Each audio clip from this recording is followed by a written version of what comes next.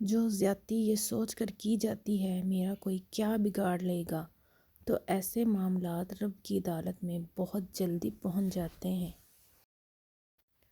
کبھی کبھی اچھا لگتا ہے سب جان کر انجان بننا، چپ رہ کر سامنے والے کی چالاکیاں دیکھنا کہ وہ ہمیں بیوقوف بنانے کے لیے کہاں تک جا سکتا ہے۔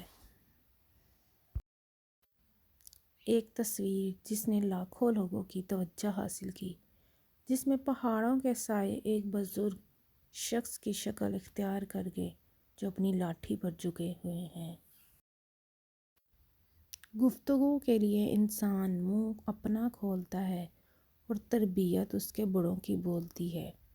شاید اسی لیے کسی نے کیا خوب کہا ہے، عادتیں نسلوں کا پتہ دیتی ہے۔ عجیب ڈھنگ سے لوگ جی رہے ہیں زندگی، ہاتھ منہ تو صاف کر لیتے ہیں، میل سارا دلوں میں رکھتے ہیں۔